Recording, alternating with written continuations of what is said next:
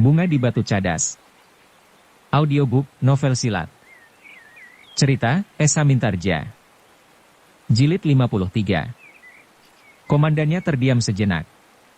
Tetapi nampak kekecewaan yang sangat memancar di sorot matanya. Namun ia tidak dapat memaksa kumpeni itu untuk mengatakan sesuatu yang tidak dapat dikatakannya. Apalagi tabib yang merawatnya berkeberatan untuk memberinya kesempatan. Baiklah, berkata komandan itu, aku akan pergi. Tetapi usahakan ia dapat mengingat semuanya. Namanya, dan barangkali ciri-cirinya. Aku ingin menemukan orang itu. Baik, jawab tabib itu, demikian ia dapat mengingat atau mengucapkan sebuah nama, aku akan mencatatnya. Demikianlah maka komandan kumpeni itu pun kemudian meninggalkan bilik itu dengan wajah yang bersungut-sungut. Seorang pengawalnya masih berpaling memandang kawannya yang terbaring itu sejenak. Namun ia pun kemudian meninggalkan bilik itu pula mengikuti komandannya. Kumpeni yang terbaring itu termenung sejenak. Ia melihat tabib yang merawatnya berdiri di sisinya. Kau masih dipengaruhi oleh kegelisahan dan kebingungan, berkata tabib itu, tenangkan hatimu. Jangan hiraukan pertanyaan komandanmu. Pada suatu saat kau akan teringat nama itu. Nama orang-orang pribumi hampir sama. Tentu tidak. Ada dua orang yang namanya jauh berbeda, jawab kumpeni itu, Mangkubumi dan Said. Itu baru dua nama. Maka jika kita mendengar 10 nama, maka nama itu akan sangat jauh berlainan. Tabib itu mengangguk. Memang nama itu ternyata sangat berlainan. Apalagi orang-orang pribumi tidak mempergunakan nama keluarga di belakang namanya. Jika mereka menjadi dewasa, maka mereka akan memilih namanya sendiri. Bahkan pegawai istana di Surakarta terlampau sering berganti nama jika jabatan mereka berganti pula. Namun dalam pada itu, kumpeni yang terbaring karena luka-lukanya itu sama sekali tidak lagi memikirkan untuk mengingat nama Arum yang sebenarnya dapat dengan mudah disebutnya. Ia sudah memutuskan untuk tidak mengatakan kepada siapapun bahwa perempuan yang telah melukainya itu bernama Arum. Kepada Raden Juwiring pun tidak. Demikianlah, setelah setiap kelompok prajurit Surakarta yang tersebar berhasil berkumpul barulah mereka mengetahui bahwa bagaimanapun juga, banyak di antara mereka yang tidak dapat kembali. Sedangkan yang terluka pun berdesakan untuk mendapat perawatan. Bahkan beberapa di antara mereka yang harus berbaring di pembaringan dengan luka parah di tubuhnya. Tetapi di antara mereka hanya ada 2 orang kumpeni yang berhasil kembali ke Surakarta. Ketika para pemimpin di Surakarta kemudian berkumpul dan membicarakan peristiwa yang baru saja terjadi, maka mereka tidak lagi dapat mengelakkan bahwa perang sudah benar-benar dimulai. Kita tidak sekedar memancing mereka untuk mengetahui kekuatan mereka, berkata Panglima Prajurit Surakarta yang dihadapkan kepada Pangeran Mangkubumi dan sekaligus Raden Mas Said, tetapi kita benar-benar sudah berada di dalam perang terbuka. Ya, berkata seorang perwira kumpeni, aku sudah kehilangan beberapa orang. Kita tidak dapat lagi berbuat lebih baik dari langsung menggempur pusat pertahanannya. Apakah kau sudah mempertimbangkan seluruh kekuatan Pangeran Mangkubumi? Bertanya Pangeran Ranakusuma yang ada di antara mereka pula. Tidak lebih dari segerombolan orang-orang daerah Sukawati dan sekitarnya. Tetapi Pangeran Ranakusuma menggelengkan kepalanya. Katanya, kau keliru. Kekuatan Pangeran Mangkubumi tidak terhitung besarnya. Jika perang yang sebenarnya mulai berkobar maka di segala tempat akan bangkit kesatuan-kesatuan yang berpihak kepadanya. Meskipun mereka bukan prajurit-prajurit terlatih, tetapi mereka adalah orang-orang yang mempunyai bekal ilmu secara pribadi dan dalam jumlah yang tidak terbatas. Apa maksud pangeran sebenarnya? Bertanya perwira itu, apakah pangeran ingin menakut-nakuti kami atau pangeran memang tidak berhasrat untuk menindas pemberontakan Pangeran Mangkubumi? Pangeran Ranakusuma mengerutkan keningnya. Sekilas terbayang warna merah di wajahnya. Katanya, aku tidak tahu maksud pertanyaanmu. Pertanyaanku jelas. Pangeran justru melemahkan tekad kami. Kau adalah seorang prajurit, jawab Pangeran Ranakusuma, bahkan menurut pendengaranku, kau pernah menjelajahi benua dan lautan. Tetapi kau masih bertanya, apakah maksudku? Pangeran Ranakusuma berhenti sejenak lalu, sebagai seorang prajurit kita tidak akan dapat menipu diri sendiri. Kita tidak dapat memperkecil arti lawan kita sekedar untuk menyenangkan hati sendiri atau sekedar untuk membangkitkan keberanian. Kita harus tahu pasti, berapakah jumlah lawan yang kita hadapi untuk dapat menyiapkan pasukan yang memadai. Aku sudah tahu, potong perwira itu, pangeran tidak usah mengajari aku. Aku memang sudah pernah menjelajahi benua dan lautan. Aku pernah mengalami peperangan dengan orang-orang yang berkebudayaan tinggi dan mempergunakan senjata api. Bukan sekedar batang-batang bambu yang diruncingkan. Tetapi kau tidak mau mendengar kenyataan, bahwa pasukan Pangeran Mangkubumi tidak terhitung jumlahnya, dan tidak dapat disebut tempatnya, karena pasukan itu berlebaran di setiap padukuhan dan jumlahnya tidak dapat disebut dengan bilangan. Bertanyalah kepada setiap prajurit Surakarta yang jujur menghadapi Pangeran Mangkubumi dan Raden Mas Said. Aku pun mencoba menyebut dengan jujur, meskipun aku tidak akan menyerah. Menurut ukuran kesatria Surakarta, maka perjuangan ini akan diselesaikan sampai tuntas. Kumpeni itulah yang kemudian menjadi merah. Kulitnya yang keputih-putihan nampak bagaikan tersentuh api. Tetapi sebelum ia berkata sesuatu, Panglima yang telah diserahi kekuasaan oleh Kanjeng Susuhunan Pakubuana itu pun berkata, tidak ada gunanya kita bertengkar. Aku dapat mengerti kebenaran dari pendapat kalian. Karena itu, marilah kita mencari jalan untuk menyelesaikan peperangan ini dalam waktu yang singkat dan korban yang sekecil-kecilnya dari kedua belah pihak. Pangeran Ranakusuma menarik nafas dalam-dalam. Dipandanginya wajah kumpeni itu sejenak. Tetapi ia tidak mengucapkan sesuatu. Dalam pada itu Panglima itu pun kemudian mendengarkan beberapa laporan dari para pemimpin kelompok, pendapat mereka, dan kemudian berkata, kita memang tidak sedang bermain-main. Menurut pengamatanku, yang kalian hadapi baru pasukan Pangeran Mangkubumi. Karena itu sebelum Raden Mas Said mengambil bagian di dalam peperangan yang lebih besar, maka kita harus menyusun rencana terperinci untuk membatasi setiap gerakan Pangeran Mangkubumi, dan apabila mungkin memadamkannya sama sekali. Pangeran Ranakusuma tidak menyahut. Tetapi tampak di bibirnya sikapnya yang sangat menjengkelkan bagi kumpeni meskipun perwira kumpeni itu pun masih harus menahan diri.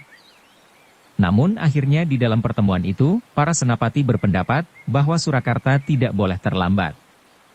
Justru Surakartalah yang harus mengambil sikap karena jelas bahwa Pangeran Mangkubumi sudah memberontak.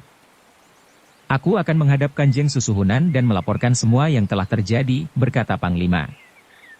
Kita susun dahulu rencana sebaik-baiknya, berkata perwira kumpeni yang menghadiri pertemuan itu. Tidak perlu, sahut Pangeran Ranakusuma, kita menghadap Kanjeng Susuhunan. Jika Kanjeng Susuhunan memerintahkan agar kita langsung menyerang kedudukan Pangeran Mangkubumi, maka kita akan melakukannya. Tetapi jika Kanjeng Susuhunan mengambil kebijaksanaan lain, kita harus tunduk akan keputusannya.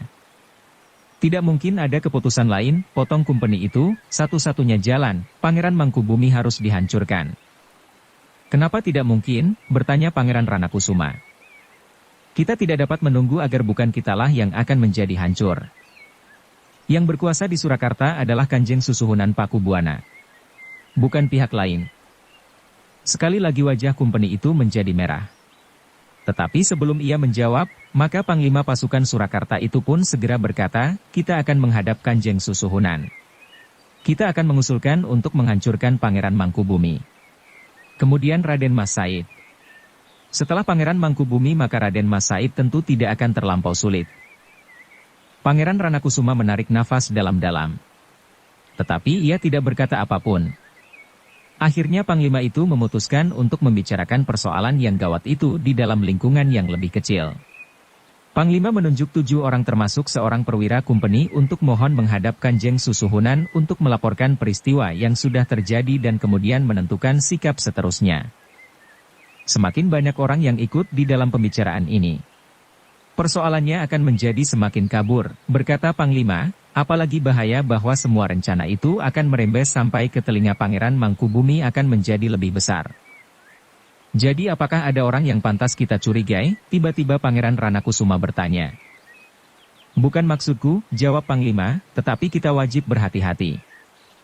Itu bijaksana sekali, berkata kumpeni, aku memang tidak dapat mempercayai setiap orang di Surakarta ini. Baiklah, berkata Panglima itu, kita dapat melaksanakannya segera. Pangeran Ranakusuma memandang Panglima dan perwira kumpeni itu berganti-ganti. Namun ia masih nampak menyimpan sesuatu di dalam hatinya. Dalam pada itu, setelah pertemuan itu dibubarkan, maka ketujuh orang yang telah ditunjuk itu pun segera menghadap Kanjeng Sultan. Selain perwira kumpeni yang seorang itu, terdapat pula Pangeran Ranakusuma sebagai senapati pengapit, dan seorang yang memiliki pengalaman dan ilmu yang cukup. Panglima pasukan yang dipersiapkan untuk melawan Pangeran Mangkubumi itu pun kemudian memberikan laporan kepada Kanjeng Susuhunan tentang tindakan pertama yang sudah diambil oleh prajurit Surakarta. Mereka telah berhasil memancing pasukan Pangeran Mangkubumi dan dapat menduga kekuatannya. Ampun Kanjeng Susuhunan, ternyata bahwa kekuatan Pangeran Mangkubumi jauh lebih besar dari yang kami duga sebelumnya. Pangeran Mangkubumi dapat menyiapkan pasukan sebanyak yang disiapkan oleh Surakarta, bahkan melampaui. Setiap kelompok prajurit telah mendapat gangguan dan kadang-kadang cukup gawat, aku sudah kehilangan beberapa orang prajurit, berkata perwira kumpeni itu. Kanjeng Susuhunan mengerutkan keningnya. Namun tanpa diduga sebelumnya, Kanjeng Susuhunan itu justru tertawa. Katanya, ternyata kalian memang terlampau bodoh dengan mengumpankan pasukan-pasukan kecil yang tersebar itu. Ampun Kanjeng Susuhunan. Di tempat-tempat yang diduga mempunyai kekuatan pengikut Pangeran Mangkubumi pasukan Surakarta sudah diperkuat. Tetapi tidak mampu berbuat apa-apa atas pasukan Adimas Pangeran Mangkubumi. Dan ternyata bahwa bukan hanya pasukan yang berada di tempat-tempat yang diduga dekat dengan pemusatan pasukan Pangeran Mangkubumi sajalah yang mendapat serangan. Tetapi semua kelompok prajurit yang kau sebarkan di sekitar kota.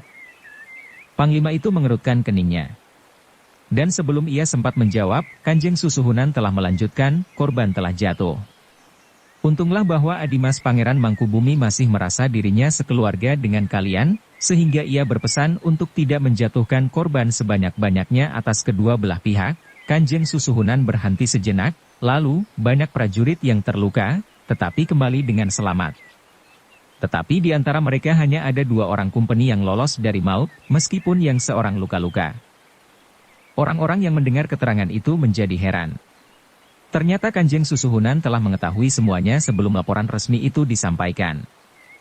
Dengan demikian maka para pemimpin Surakarta itu berpendapat bahwa Kanjeng Susuhunan menaruh perhatian yang sangat besar terhadap perkembangan keadaan, sehingga ia telah menunjuk petugas-tugas sandinya sendiri yang dapat memberikan laporan dengan lengkap tanpa menunggu laporan para pemimpin prajurit Surakarta.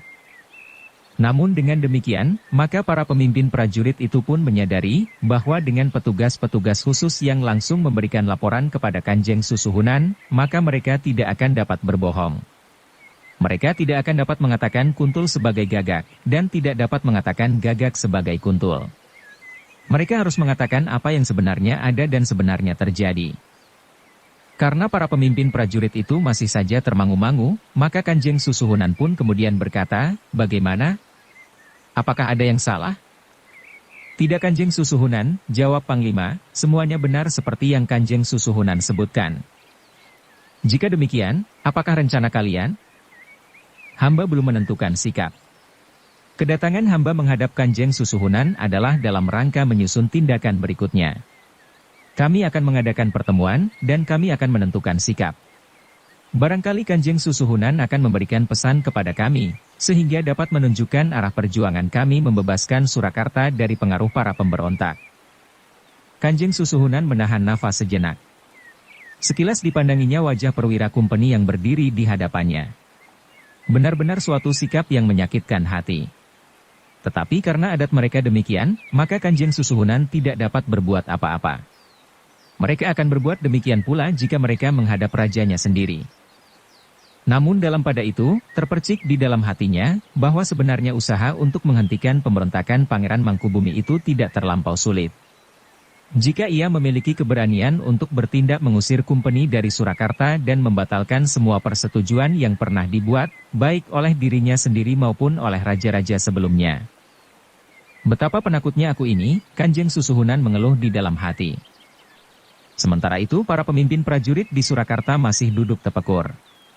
Mereka menunggu apa yang akan dikatakan oleh Kanjeng Susuhunan. Tetap. Ternyata kemudian Kanjeng Susuhunan berkata, siapkan dahulu rencana sebaik-baiknya. Kemudian sampaikan rencana itu kepadaku. Aku akan mempelajarinya dan memutuskan. Para pemimpin prajurit Surakarta itu serentak mengangguk-angguk kecil. Tetapi di dalam hati terbersit pertanyaan, berapa lama keputusan itu akan jatuh? Namun mereka merasa, bahwa kelambatan itu datangnya harus bukan dari mereka. Mereka harus segera menyiapkan rencana dan menyampaikan kepada Kanjeng Susuhunan. Menurut ingatanku, Kanjeng Susuhunan itu pun seorang prajurit yang baik. Kanjeng Susuhunan seharusnya tahu apa yang harus dilakukan. Yang mana yang segera dan yang mana yang dapat diambil keputusan kemudian, berkata Panglima di dalam hatinya.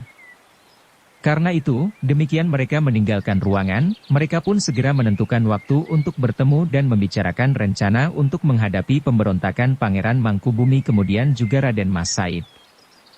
Ternyata bahwa para prajurit Surakarta itu memang mampu bertindak cepat. Mereka pun segera menjalankan tugasnya sebaik-baiknya. Mereka hanya sekedar pulang ke istana masing-masing untuk sesaat, kemudian mereka telah siap untuk berangkat lagi menghadiri pertemuan yang diadakan khusus untuk membicarakan cara-cara yang sebaiknya untuk menumpas pemberontakan dengan bantuan kumpeni. Kau harus bersiap Juiring, berkata ayahandanya sesaat sebelum ia turun ke halaman, semuanya sudah mulai, ya ayahanda, sahut Juiring. Kita tidak dapat berbuat banyak. Tetapi semuanya sudah mapan. Nanti sebentar lagi aku akan menghadiri pertemuan penting untuk menumpas pemberontakan. Kau pun harus mempersiapkan pasukanmu. Apakah pasukanku juga akan diikut sertakan ayahanda? Aku masih belum tahu pasti. Tetapi pasukan berkuda akan merupakan pasukan yang sangat diperlukan. Setiap senapati Surakarta tentu memperhitungkan bahwa Pangeran Mangkubumi akan mempergunakan cara-cara yang khusus. Ia akan membawa pasukannya dalam gerakan yang cepat. Seperti kabut ia datang, tetapi seperti kabut ditiup angin, mereka akan cepat menghilang. Dengan demikian maka pasukan berkuda akan merupakan pasukan yang penting di dalam perang ini. Ya. Tetapi jika rencana yang sepintas sudah aku dengar akan dibicarakan nanti adalah perang yang tentu akan merupakan perang besar. Surakarta bermaksud sekaligus menumpas pasukan Pangeran Mangkubumi sebelum mereka menyebar. Atau setidak-tidaknya induk pasukannya termasuk Pangeran Mangkubumi sendiri. Petugas-tugas sandi telah dapat menemukan tempat yang diduga, tetapi agaknya mendekati kebenaran, tempat tinggal Pangeran Mangkubumi untuk sementara. Sukawati? Justru tidak di Sukawati. Raden Juiring mengerutkan keningnya. Tetapi ia tidak bertanya lagi ketika ayahanda berkata, nanti aku akan memberitahukan, apa saja yang harus kita lakukan setelah kami mengambil keputusan di dalam pembicaraan ini. Mungkin pembicaraan nanti akan berlangsung lama. Ya ayahanda. Jagalah adikmu baik-baik. Jangan kau beritahukan peristiwa-peristiwa yang dapat menggelisahkannya. Ia sudah mendengar ayahanda, karena hampir semua orang sudah mendengar pula. Pangeran Ranakusuma mengangguk-angguk. Namun ia masih berpesan, tetapi usahakan agar kau dapat menenangkan hatinya. Pangeran Ranakusuma berhenti sejenak, lalu, di mana Waris sekarang? Ia berada di dapur ayahanda. Diajeng Waris sekarang senang berada di dapur. Syukurlah. Ia harus berubah. Dan agaknya ia sudah berusaha menyesuaikan dirinya. Demikianlah maka Raden Juiring mengantar ayahandanya sampai ke mulut regol. Ketika kereta yang membawa ayahandanya berlari semakin kencang, maka sambil menundukkan kepalanya ia melintasi halaman rumahnya dan langsung naik ke tangga pendapa. Langkahnya tertegun ketika ia melihat adiknya berdiri di depan pintu sambil memandanginya dengan tajamnya. Oh, aku kira kau masih ada di dapur, desis Juiring. Adik perempuannya menarik nafas dalam-dalam. Namun sesuatu nampaknya tersembunyi di balik tatapan matanya. Kamas, gadis itu berkata perlahan-lahan, jadi haruskah aku selalu diselubungi oleh teka-teki tentang Surakarta, tentang tugas ayahanda dan tugas-tugasmu Kamas? Raden Juiring termangu-mangu sejenak. Kemudian ia pun bertanya, aku tidak mengerti. Apakah yang kau maksudkan? Ayahanda selalu berpesan agar Kamas tidak memberitahukan persoalan-persoalan yang terjadi kepadaku. Ayahanda selalu berpesan agar Kamas menenangkan hatiku. Tetap bukankah dengan demikian ayahanda sekedar menyelubungi keadaan dengan sehelai tabir yang lapuk, yang setiap saat bila angin yang agak kencang berhembus, tabir itu akan sobek. Jika aku sama sekali tidak mengetahui apa yang tersembunyi di balik tabir itu, maka aku akan terkejut sekali melihatnya, dan aku akan kehilangan pegangan untuk seterusnya. Karena itu Kamas, sebaiknya kau selalu mengatakan apa yang kau ketahui kepadaku, agar aku tidak selalu dibayangi oleh teka-teki dan pertanyaan-pertanyaan yang meragukan. Juiring menegang sejenak. Namun kemudian ia tersenyum. Katanya, itulah kasih sayang seorang ayah. Ayahanda tidak mau melihat kau menjadi gelisah dan apalagi cemas. Tetapi aku sudah mengatakan kepada ayahanda, bahwa kau sudah mendengar semuanya. Dan ayahanda minta kepadamu agar kau berusaha membuat aku tenang dan tidak gelisah. Ya. Dan mendapat gambaran yang lain dari peristiwa yang sudah terjadi itu? Juiring tertawa. Katanya, sudahlah. Jangan terlampau banyak berprasangka. Sebenarnya lah yang terjadi tidak segawat seperti yang dikatakan orang. Ayahanda sekarang sedang mengadakan pembicaraan dengan Panglima dan para senapati, bagaimana cara yang sebaik-baiknya untuk membuat Surakarta menjadi tenang. Ada jalan lain, desis adiknya. Yang mana? Bertanya Juiring. Jika orang asing itu pergi dari Surakarta, maka Pamanda Pangeran Mangkubumi tidak akan memberontak. Dan ayahanda tidak usah menjadi senapati perang melawan Kadang sendiri seperti Pamanda Pangeran Mangkubumi. Gadis itu berhenti sejenak, lalu, Pamanda Pangeran Mangkubumi adalah orang yang sangat baik. Bukankah ketika Kamas Rudira meninggal, Pamanda Pangeran Mangkubumi termasuk orang yang pertama-tama menjenguknya? Aku tahu, bahwa Pamanda Pangeran tentu tidak senang terhadap anak-anak muda seperti Kamas Rudira saat itu. Terasa dada Juiring berdesir. Sebuah kenangan telah melintas di dadanya. Kenangan tentang Rudira, dan tentang Padepokan Jati Aking. Bahkan terkenang olehnya saat-saat Dipanala datang kepadanya, dan ia berkata, aku tidak mempunyai sangkut paut lagi dengan istana Ranakusuman. Raden Juiring menarik nafas dalam-dalam. Namun kemudian ia pun segera berkata, sudahlah. Kau jangan menghiraukan lagi pemberontakan Pamanda Pangeran Mangkubumi. Bukan maksudku untuk menyembunyikan kenyataan yang terjadi di Surakarta. Tetapi sebaiknya kau tidak usah memikirkannya. Biarlah itu menjadi tugas ayahanda dan para senapati. Kemudian jika saatnya datang, biarlah aku pun berangkat ke Medan tanpa membuat pertimbangan sendiri. Jadi menurut Kamas, apakah kita sebaiknya menjadi semacam seekor kuda yang sudah dipasang di depan sebuah kereta? Kadang-kadang seekor kuda bahkan ditutup matanya sama sekali, sehingga kuda itu berlari saja seperti dikehendaki oleh Sais tanpa mengetahui arah. Tentu tidak. Maksudku, ayahanda tahu apa yang harus dilakukan. Apa yang harus diputuskan. Kumpeni memang harus pergi, desis gadis itu. Sekilas terbayang di angan-angannya, senjata api itu meledak dan kakaknya, Raden Rudira terlempar dari punggung kudanya. Terbayang pula, apa saja yang pernah terjadi atas ibundanya. Raden Juiring menarik nafas dalam-dalam. Tanpa sesadarnya ia memandang sesuatu yang nampak sedikit mencuat di ikat pinggang adiknya di bawah kembennya. Patrem itu tentu selalu dibawanya, berkata Juiring di dalam hatinya. Dengan demikian Raden Juiring dapat membayangkan kegelisahan di hati adiknya, seorang gadis.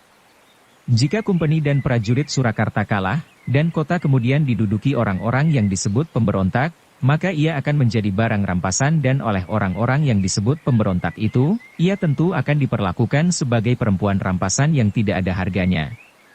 Tetapi adiknya itu pun menyadari bahwa kumpeni justru sudah memperlakukan perempuan-perempuan di Surakarta sebagai barang mainan.